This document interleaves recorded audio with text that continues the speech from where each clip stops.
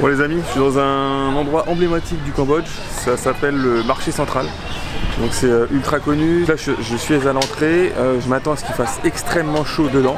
Parce que bien évidemment ce n'est pas climatisé, c'est un marché couvert, mais dans lequel il n'y a pas d'air conditionné, donc forcément ça fait un peu effet fournaise. Au final il fait pas si chaud que ça. Je m'attendais à ce qu'il fasse beaucoup plus chaud. Et en fait c'est clairement acceptable. Clairement, parce que j'ai déjà fait des marchés couverts comme ça au Vietnam et c'est insoutenable. Il fait une chaleur écrasante. Et là, écoutez, ça a l'air plutôt sympa. Ça c'est assez cool. Après il faut dire que c'est, je pense que c'est une architecture qui est quand même particulière, où l'air circule bien et du coup on se retrouve pas en train de suffoquer à l'intérieur. Ah oui, c'est magnifique. C'est un marché qui est magnifique. Ah oui, ouais, d'accord. Ok, je comprends. Effectivement, on a une architecture splendide. Voir sur internet, savoir un peu quand est-ce qu'a été fondé ce marché, connaître un peu plus de son histoire. C'est vrai que j'ai pas prévu au départ d'y aller, ce qui fait que j'arrive un peu en mode touriste, YOLO, je sais pas où je vais. Donc voilà, j'essaierai de jeter un coup d'œil là-dessus et vous donner peut-être quelques informations complémentaires sur l'histoire et surtout l'architecture qui est quand même extrêmement belle.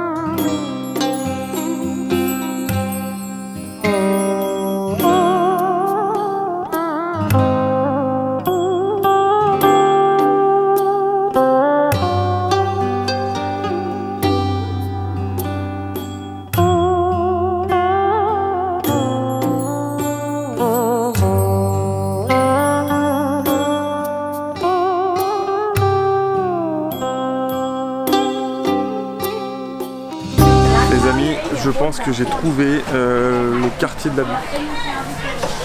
Ouais, alors, bon, on n'est plus du tout dans le même genre de catégorie. Il y a des odeurs. Il y a des odeurs, il y a des bonnes odeurs, il y en a des un peu moins bonnes. Ça c'est typique des marchés en Asie. Il y a un peu de tout mélangé.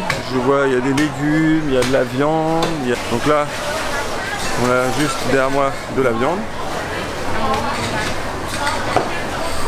Donc ouais, donc là c'est vraiment marché de la viande. Bon, je sors de table, donc du coup ça me donne pas ultra faim. Mais bon. Franchement, pour un marché en Asie, je le trouve pas si dégoûtant que ça. Il est même plutôt propre. Franchement ça va. Franchement j'ai vu bien pire que ça, mais bien pire. Et là franchement, ça va. Ça va. Bon, la viande est toujours stockée dans les mêmes conditions, c'est-à-dire qu'elle est à l'air libre, elle sèche, il y a des mouches. Voilà. Bon, de toute manière, faut savoir que les viandes, en général, ici en Asie, elles sont bouillies, enfin elles sont vraiment ébouillantées, bouillies dans de l'eau, en général, donc ce qui fait que ça tue la majeure partie des microbes. Donc c'est pour ça qu'ils ont rarement des problèmes à manger de la viande. Maintenant, une viande rance, ça arrive. Quand ça arrive, mon gars, t'as pas envie d'être derrière, je te le dis. Ah putain, je savais pas, je serais venu manger ici sinon. Donc là, il y a un petit coin nourriture, street food. Là, tu peux venir déguster quelques spécialités, j'imagine. Alors, je sais pas trop. Hein. Je suis pas encore très familiarisé avec la nourriture au Cambodge. Je sais pas exactement quelles sont les spécialités, quelles sont un peu les pratiques culinaires ici. Ça va venir, hein, c'est quand même un nouveau pays, donc qui dit nouveau pays dit nouvelle dégustation culinaire, nouvelle culture culinaire, donc il faut le temps de le découvrir.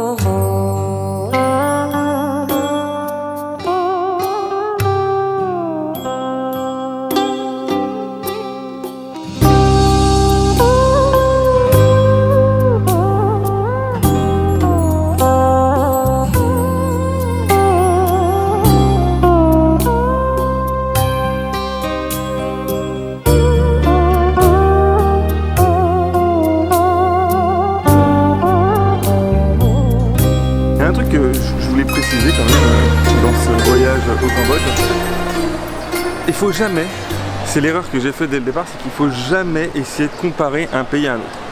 Ça n'a totalement rien à voir. Une chose est sûre, si je devais comparer le Vietnam et le Cambodge, déjà la question financière, elle est totalement différente. Le Cambodge, on va se le dire, c'est clair, c'est beaucoup plus cher que le Vietnam.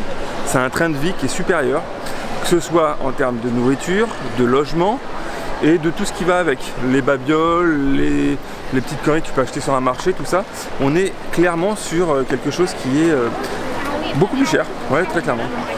Donc ça c'est la première différence. La seconde, c'est, je ne sais pas comment se situe la position financière du pays par rapport aux autres pays d'Asie, mais de ce que je sais, c'est que le Vietnam est la puissance financière dans le trio du Laos, Cambodge, et voilà. Le Vietnam est le pays le plus riche. Le Cambodge, lui, bah, tu sens qu'il y a un peu moins de moyens, quoi.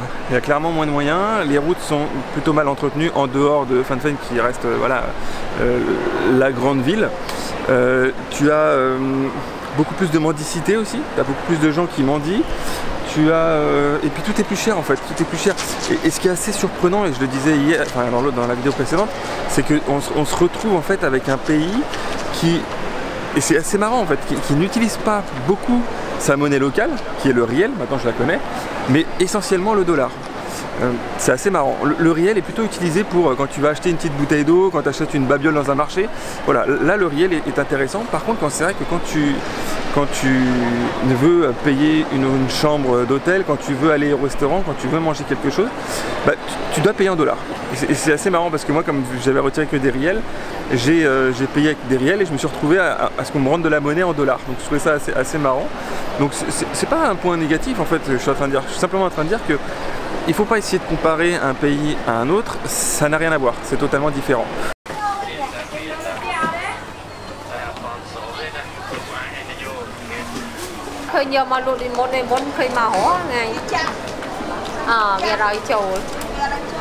Bon les amis, je vais sûrement dire une connerie, je sais pas, mais en tout cas j'ai trouvé quelque chose d'assez marrant.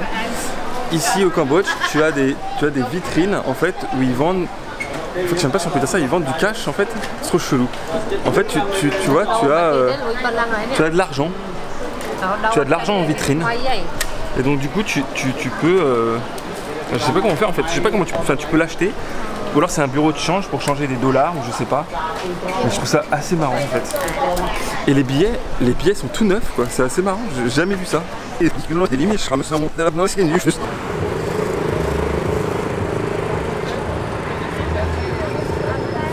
Bon, tu l'auras compris que la vidéo est terminée, je suis rentré à l'hôtel, j'espère que cette petite journée sur le marché central de Phnom Penh t'a plu. Si elle t'a plu, je t'invite à t'abonner et à cliquer sur la petite cloche pour être notifié quand je sors de nouvelles vidéos. Surtout, je te dis à demain pour de nouvelles aventures.